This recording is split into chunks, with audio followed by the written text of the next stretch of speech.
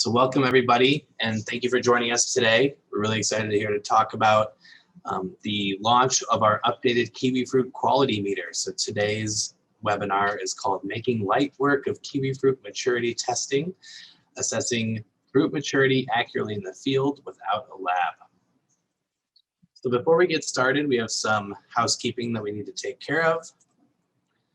First, I'd like to introduce Susie Truitt, who is our webinar moderator today. Susie is the distributor manager here at Felix Instruments. She's been with CID Bioscience and Felix Instruments for 8 years now. And so she will be monitoring the chat. She'll be posting relevant links and helping with making sure that we're answering all the questions in the Q&A and things of that nature. Some housekeeping for all questions you might have. So if you have any questions pertaining to the content of the webinar or just questions about the instrument or the company or anything of that nature, please use the Q&A function in Zoom. There is a box that is designated as a Q&A box. You can type your question into there and we'll address all those questions at the end of the webinar. Please refrain from using the chat to ask any questions unless you're experiencing some sort of technical difficulties like a lack of sound or video. And in that case, please do let us know so that we can address that before we just continue on with the webinar. And as I mentioned, Susie will be posting relevant links and any extra information that you might need in the chat box. A little bit about myself. My name is Galen. I am an application scientist here at Felix Instruments.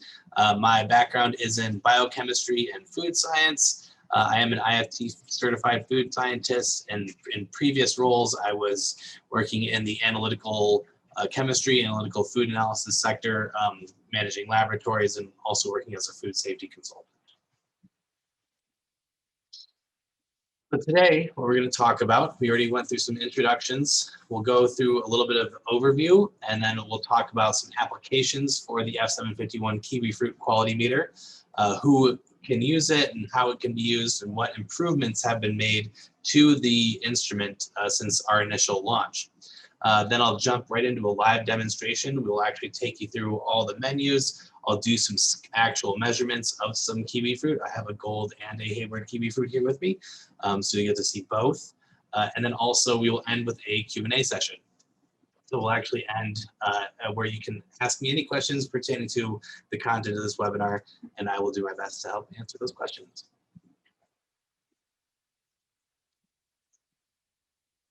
So if you aren't familiar with Felix Instruments, we were founded nearly 10 years ago now, and what we do is we apply over 30 years of experience in plant research instrumentation to create tools for the agricultural industry. And we create non-destructive measurement devices in order to aid commercial agriculture in producing a more consistent, a higher quality, and a more robust product.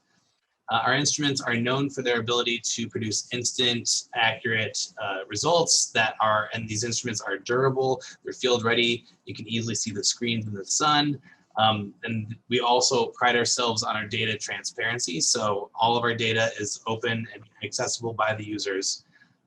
And we are also very proud of the fact that everything that we do, our entire product line is engineered, tested, developed, manufactured, all here under the same roof in our headquarters in Camas, Washington.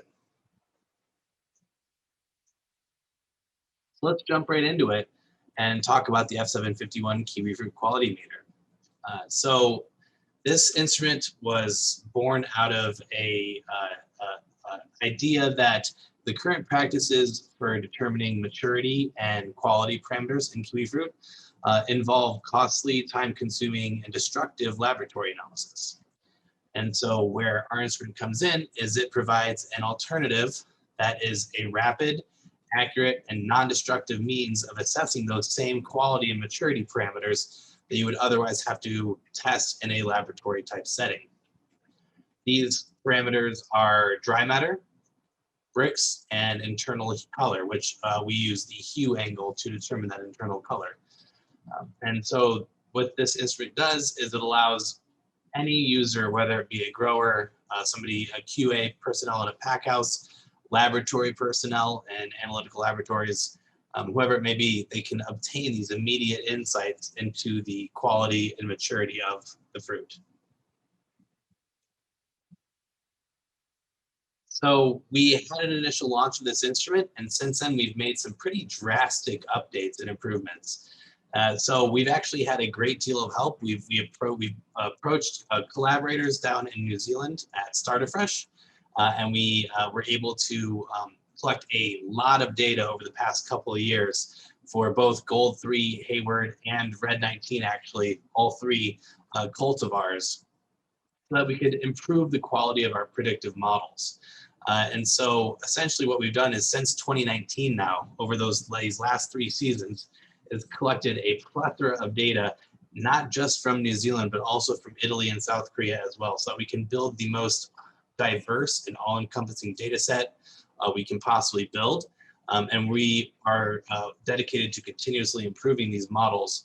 And now with advancements like artificial neural network chemometrics, this has allowed us to take this really diverse data set of multiple regions and seasons and kind of combine it all into one really robust predictive model that is now much more accurate and requires less manipulation on the user's end in order for it to be accurate. We also have drastically improved the user interface. And so we actually approached the industry and got a lot of feedback into how exactly this instrument might be implemented and utilized, and what kind of features would be needed out of this instrument. And so what we did is we took that information and we created an entirely new user experience, a big departure from our previous model. And so we're hoping that with the increased accuracy, our new user interface combined, it's going to make this instrument really, really helpful for a lot of people. So as I already mentioned, there's a lot of people that can actually benefit from the use of this instrument. And so I just laid out a couple here with some extra points of how it can be utilized or how it can benefit these people. And so the first use case is for growers.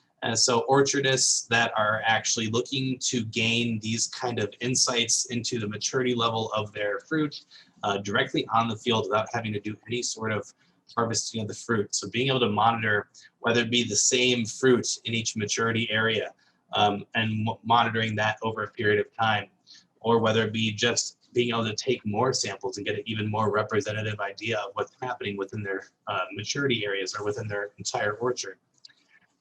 It can be really beneficial without having to spend the extra money to send in samples to a laboratory, losing both the cost of the fruit itself that you could have sold and also the cost of laboratory analysis itself. And so where this can come into play is actually helping to reduce those upfront testing fees.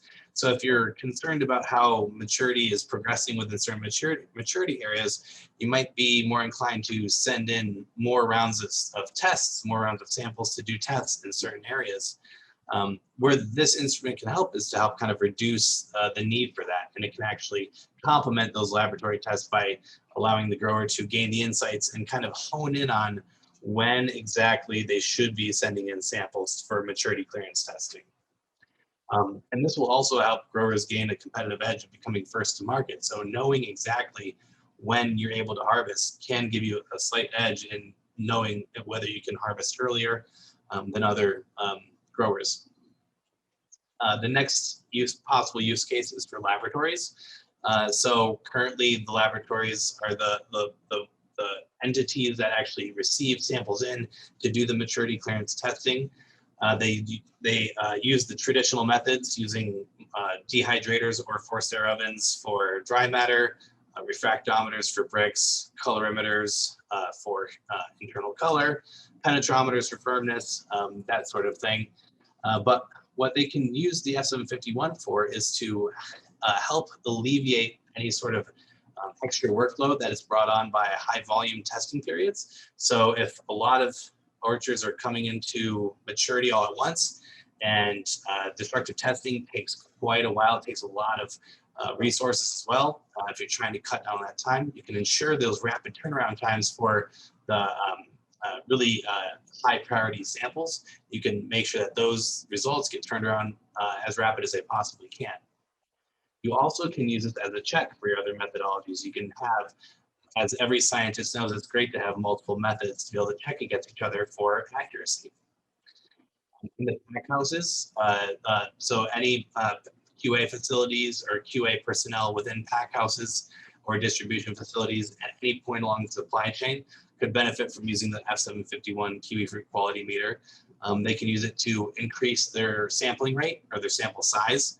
So being able to actually scan more incoming kiwifruit to make sure that everything that's coming in is of high quality in order to meet both the industry needs as well as the consumer acceptance needs. You can also use it as a method for calibrating any sort of inline scanners, any sort of inline NAR sensors that actually are doing any sort of sorting or actual measurements of their own. You could use this as a tool for helping to calibrate those machines. Breeders actually could use the instrument as well. We do have some instances where the instrument was being used for its application. So whether you're a university, a government entity, contract research organization, or any other sort of research or plant breeding institution, you can use the F751 Kiwifruit quality meter for rapid phenotyping. And so that will help support new cultivar innovation. As we've seen with how Gold 3 was innovated so quickly to overcome abiotic or biotic stressors, you can make sure that your new crops have increased resistances to those stressors. Also, just generally increasing nutritional quality is another a great use for a rapid phenotyping instrument like the F751. So there's a lot of people that can benefit from this device. And we've talked about the improvements.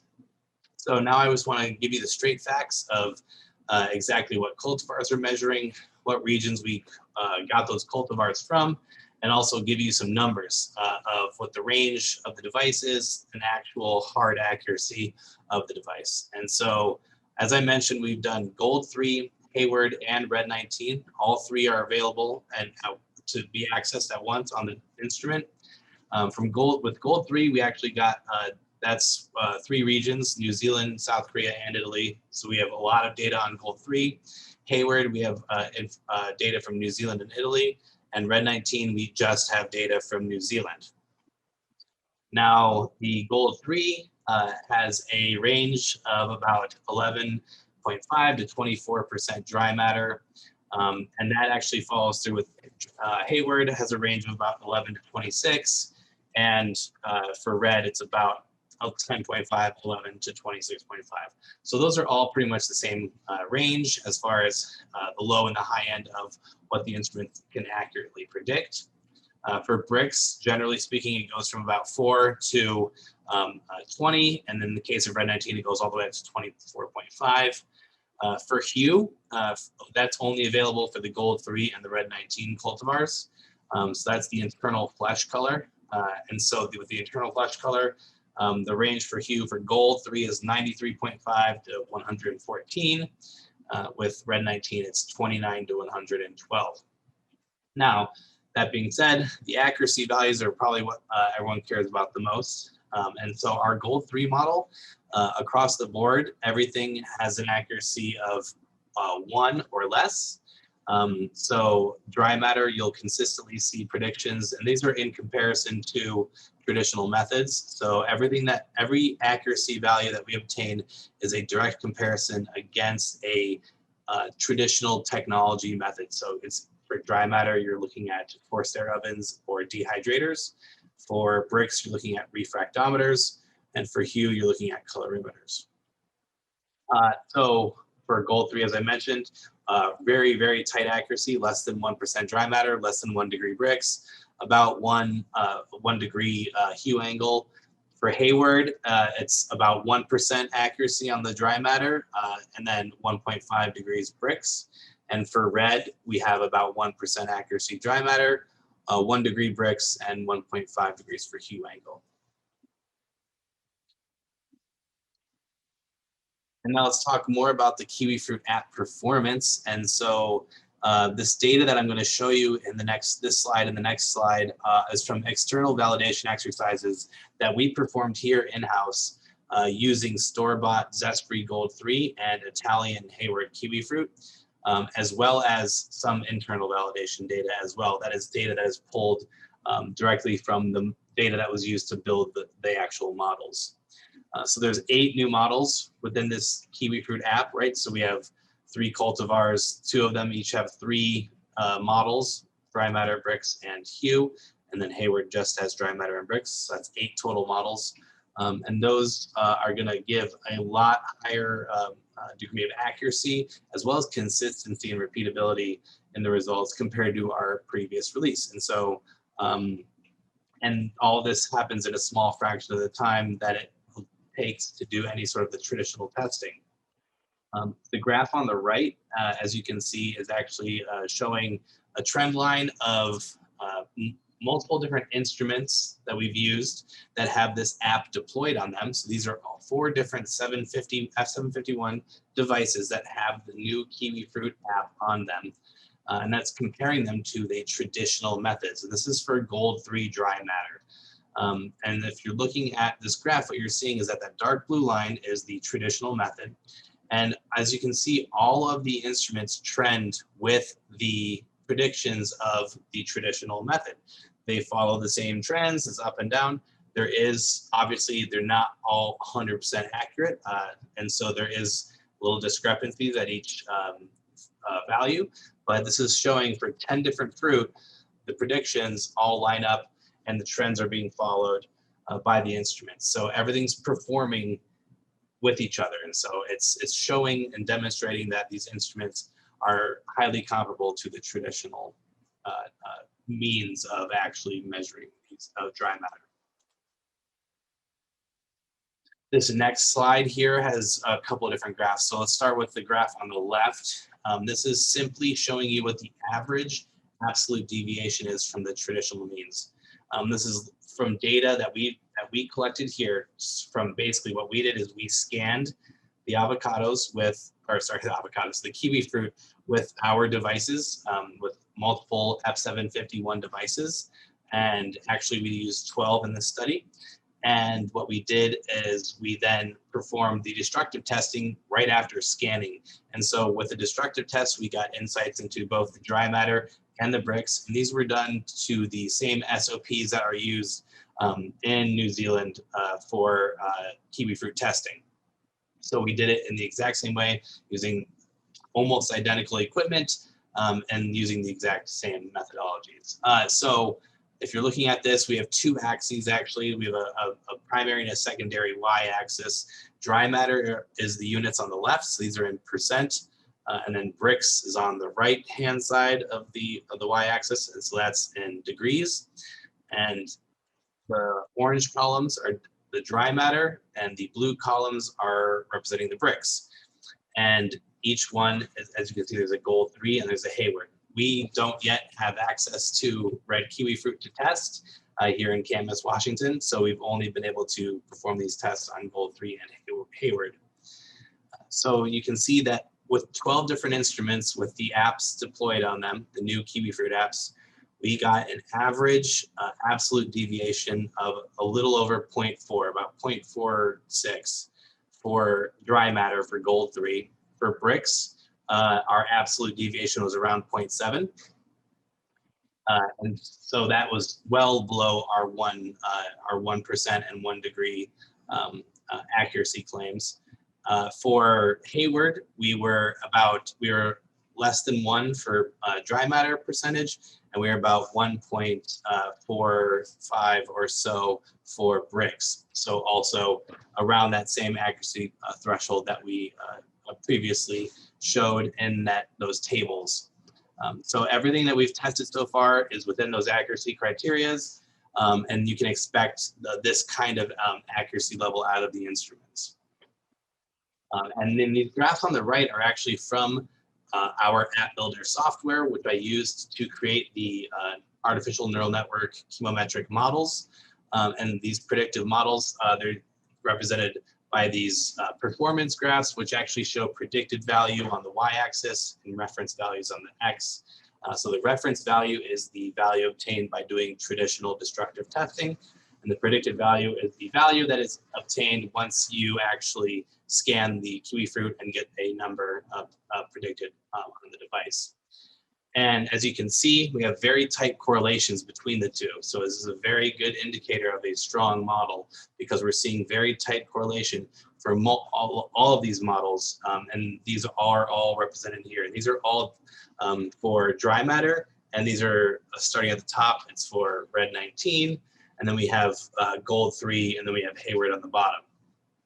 And as you can see, very tight correlations, and that always ends up leading to a very strong model, which we are seeing in our accuracy numbers. So very excited about this update. And now what I'd like to do is actually show you how the app works, show you some numbers that we're getting from just doing some sample scans here. And bear with me as I stop sharing here, and I will switch to my other camera.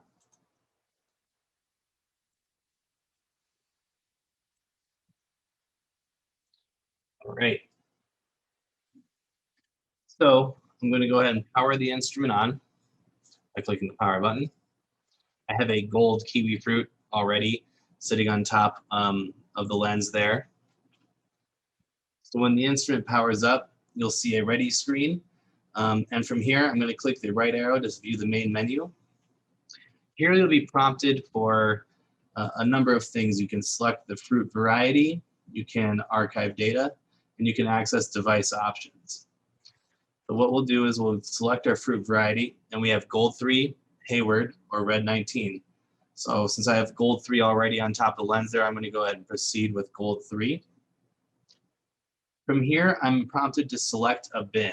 A bin is just a grouping or a sample volume of Kiwifruit. And so what we can do is, if we don't like the word bin, we can actually go down to options here, and we can change that bin prefix to say whatever we want. So say I wanted to say MA for maturity area. I will just go ahead and do MA, and I will click over, and then I will go ahead and click the left arrow, scroll up to select bin, create new bin. And since I already had an MA001 there, I'm going to go ahead and do 2 for my ID. And then I'm prompted to enter the number of fruit for this bin. Since this is just demonstration purposes, let's bring this down to 5 so I don't have to do 10 scans in a row here.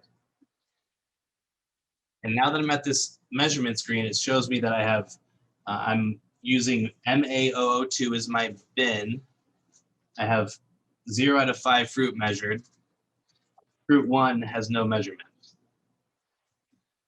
So I will go ahead and click the measurement button. And typically, when you do these measurements, you'll actually have the instrument sitting upright. So we might see some deviation here, but so that's fruit 1 results. I'm going to just continue with my measurements here. Fruit 2. Typically, this would be a different fruit, but we only have the one here for demonstration purposes. Now, say for instance, I needed to skip fruit 3. I could just simply scroll past fruit 3 and continue scanning. I could also go back to fruit 1 to see what the measurements were like. But I'm going to go ahead and continue just to fill up this bin so I can show you some more features.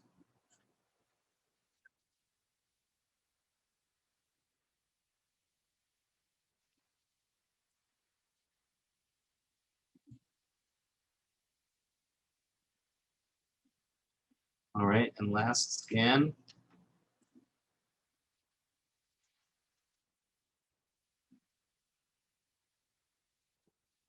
Perfect. So now I have all 5 fruit. You can see summary statistics for the bin. So in MA2, I have an average of 14.7 bricks, 18.8% dry matter, and 101.8 Q. That's the average of all 5 of those fruit that I measured. If I needed to go back and delete a fruit or remove a fruit, I just simply click the right arrow and I can delete the fruit. I can also delete the entire bin if I need to redo it. But if I click the left arrow, I get back to the measurement screen. Now, if I click the left arrow again, I get a neat summary screen here that has a lot of statistics for us regarding this specific bin of fruit. You can see there's averages for all three parameters. There's standard deviations for all three parameters. There's minimum values and there's maximum values. So you can actually see the whole range of fruit that you measured in that certain maturity area. And then also at the bottom here, we have this little parameter here that says 100% of fruit greater than 16.5% dry matter. That 16.5% dry matter, that's an editable value. So if you have a certain threshold that you need to meet where a certain percentage of your fruit need to be above a threshold value of dry matter, you can actually edit that number, and I'll show you how to here in a second. What you do is you would go back to click the left arrow, back to your bin selection screen, you click the left arrow again. This is your bin options menu right here. So I would go to options where I changed the bin prefix before. I would go down to maturity criteria and I would alter that to say a different value than 16.5. And then it would change on that summary screen. It would then say whatever percentage of fruit are greater than that value that you just entered. In this bin, you can see you can also enter default tags. This is for metadata. So if you wanted to associate a hashtag with the metadata and with this bin, you could easily do that. If you wanted to say something like the temperature it was outside, or if there was rainfall or things of that nature, or just names of your maturity area, you can always enter that in your metadata. So from here, as you saw when I clicked select bin, you have the option to keep creating new bins. You can also always go back and view other bins. So I had previously created this bin 001 and MA001 before I even started this demonstration.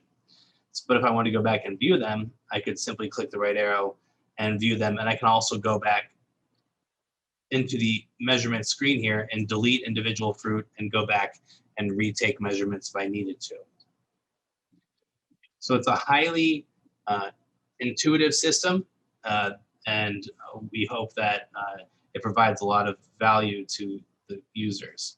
So now what I'm going to do is actually go back left and choose a new cultivar here, and I'm going to position a Hayward Kiwifruit over the lens. I think that looks about right. We're going to go to Hayward.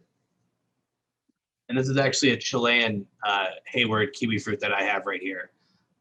This is store-bought, but it is from Chile. So what I will do is I will select bin again, and I'm going to create a new bin.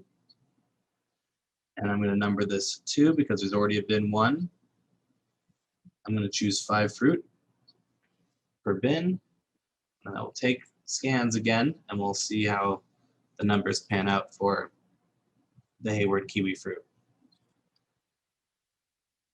And as you can see already, there is no internal hue angle value for the Hayward Kiwifruit. So you're just getting dry matter and bricks as opposed to the gold, which has all 3 of those models on there.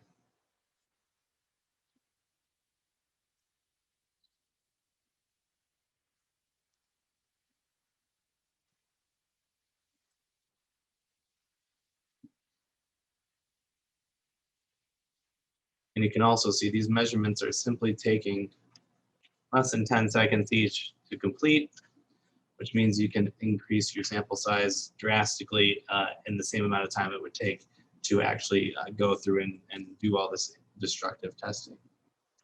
All right, so we can go back and view statistics again for the Hayward Kiwifruit for this group of bin of 5, bin number 2.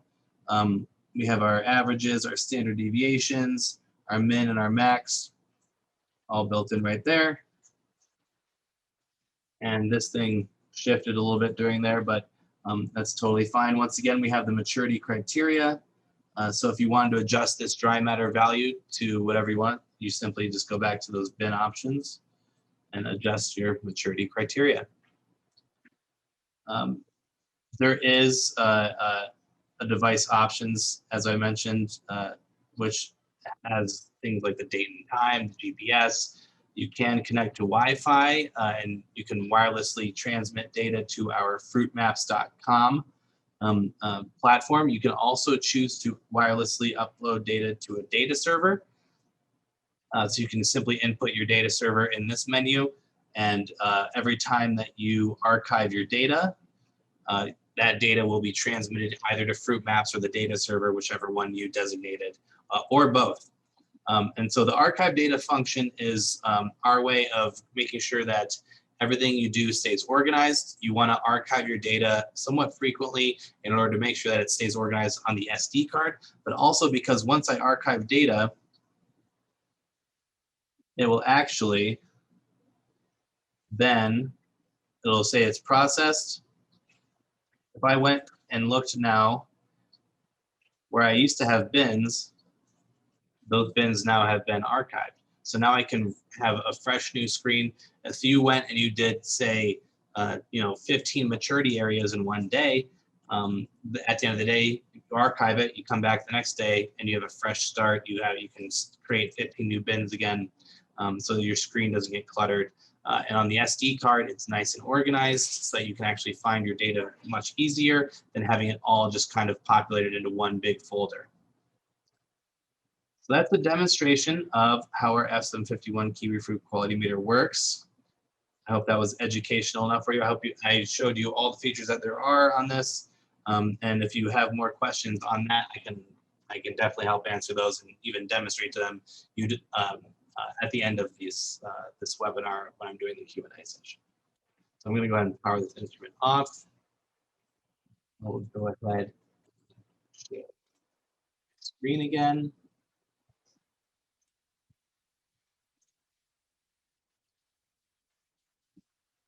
And as well. Okay, so that was the live demonstration, and that kind of concludes our webinar today. Been really excited about this. Been working on this for a long time, and we're really excited about these improvements that we've made. Obviously, not just in the accuracy, but in the user interface of the instrument.